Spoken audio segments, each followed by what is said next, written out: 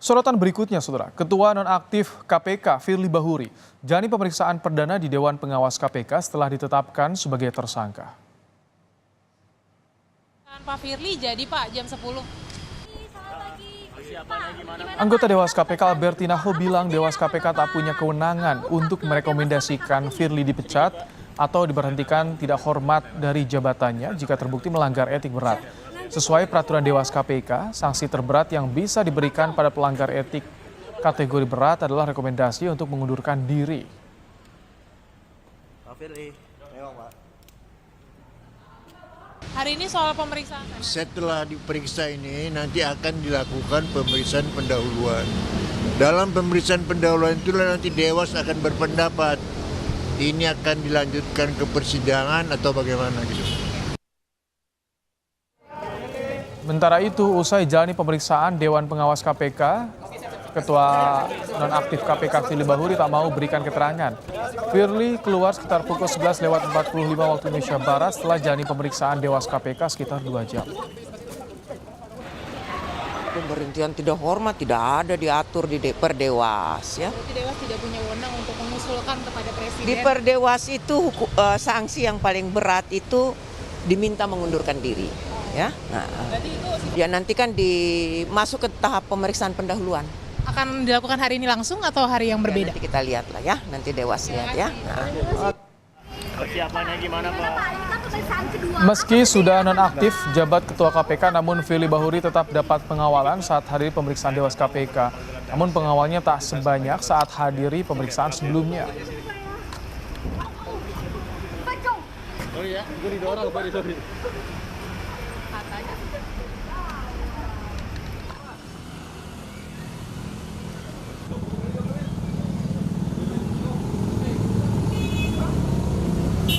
Diduga terkait kasus pemerasan Firly terhadap mantan Menteri Pertanian Syahrul Yassin Limpo, polisi hari ini menggeledah apartemen yang berada di kawasan Darmawangsa, Kebayoran Baru, Jakarta Selatan.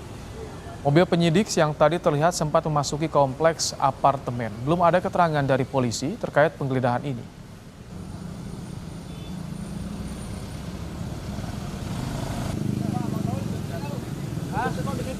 Sementara itu, Polda Metro Jaya kembali menjadwalkan pemeriksaan Firly Bahuri Rabu esok. Firly diperiksa untuk dimintai keterangan tambahan sebagai tersangka atas kasus dugaan pemerasan terhadap mantan mentan. Pemeriksaan tersebut dilakukan oleh tim penyidik gabungan Subdit Tipikor Ditreskrimsus Polda Metro Jaya dan di Tipikor Bareskrim Polri.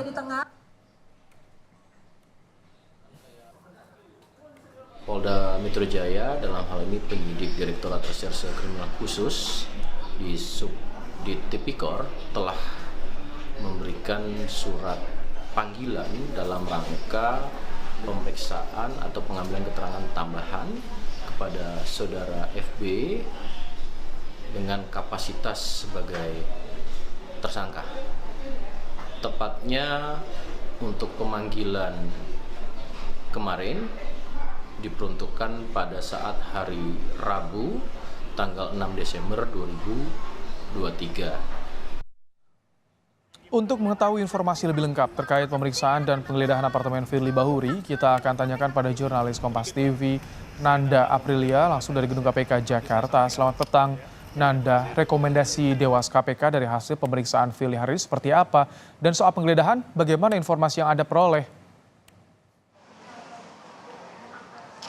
Selamat petang Ibrahim dan juga saudara, kalau hasil dari pemeriksaan hari ini oleh Dewan Pengawas KPK kepada Ketua Nonaktif KPK Firly Bahuri yang pemeriksaannya berlangsung selama 2 jam hari ini, memang disampaikan oleh salah satu anggota Dewas KPK ini terkait dengan konfirmasi kembali perkara yang saat ini menjerat dirinya. Salah satunya adalah pembahasan terkait dengan pelanggaran kode etik di mana pertemuan Firly Bahuri dengan mantan Menteri Pertanian Syahrul Yassin Limpo. Kemudian apa-apa saja, kalau informasi yang kami dapat dari salah satu anggota Dewas KPK Syamsuddin Haris menyebutkan bahwa tadi dalam beberapa isi materi yang disampaikan dan diajukan kepada Firly Bahuri ini terkait dengan pertemuan Firly Bahuri dengan Syahrul Yassin Limpo, kemudian juga membahas terkait dengan sewa rumahnya Firly Bahuri yang berada di Kertanegara, kemudian juga konfirmasi Firly Bahuri atas keterangan-keterangan yang memang dirasa tidak sinkron antara keterangan dari Firly Bahuri dengan saksi-saksi lain yang sudah dimintai keterangannya oleh Dewan Pengawas KPK KPK.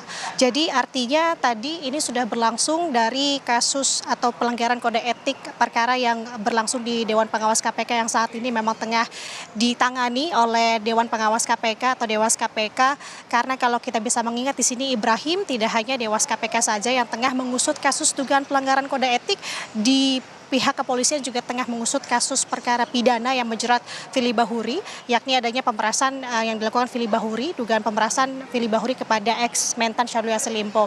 Jadi tadi kalau misalkan menurut penuturannya lebih dulu terkait dengan Dewas KPK, memang disampaikan sebelumnya oleh Syamsuddin Haris kembali, yang dimana kedua instansi ini memang saling berkoordinasi untuk menukar informasi. Artinya memang dari Dewan Pengawas KPK maupun dari pihak kepolisian ini sama-sama menukar informasi, baik yang perkara yang berjalan di masing-masing instansi yang setengah diselidiki masing-masing. Namun kembali untuk Dewas KPK sendiri ini fokus hanya terkait dengan pelanggaran etik saja. Artinya nanti akan ditetapkan Dewas KPK apakah ini naik tahapnya ke sidang etik ataukah tidak. Tapi kalau tadi kami merujuk atau mengutip apa yang disampaikan oleh Ketua Dewas KPK, Tumpak Hatorangan Panggabean, bahwa nanti ini akan dilihat kembali keterangan-keterangan saksi ini apakah sudah cukup, alat bukti apakah sudah cukup, kemudian jika memang ini semua faktor sudah cukup, ini akan dinaikkan statusnya ke tahap sidang etik. Artinya ini masih akan melihat bahwa nanti dari hasil pemeriksaan saksi, salah satunya Firly Bahuri hari ini akan dilanjutkan ke pemeriksaan pendahuluan. Nanti seluruh anggota Dewas KPK ini akan dikumpulkan untuk menentukan arah kemana nanti perkara ini akan kemudian dijatuhkan kepada Firly Bahuri. Sanksi-sanksi apa yang akan dijatuhkan kepada Firly Bahuri? Karena kalau kita bisa mengingat ada beberapa kategori di Dewas KPK, sanksi ringan, sedang maupun juga berat. Tadi disampaikan juga oleh anggota Dewas KPK Albertina Ho, sanksi paling beratnya adalah rekomendasi pengunduran diri yang disampaikan kepada Firly Bahuri. Nanda. Kemudian kalau kita bergeser ke perkara di Polda Metro Jaya, Ibrahim, bahwa besok rencananya Firly Bahuri ini akan kembali diperiksa dengan kapasitasnya sebagai tersangka. Kalau kita bisa mengingat setelah Firly Bahuri ditetapkan sebagai tersangka pada 22 November lalu oleh Polda Metro Jaya, ia akan kembali diperiksa ini kedua kalinya besok sekitar pukul 10 pagi di Barreskrim Polri untuk melakukan pemeriksaan atau keterangan kembali oleh pihak kepolisian. Ibrahim. Baik, terima kasih Nanda Aprilia untuk laporan Anda langsung dari gedung KPK di Jakarta.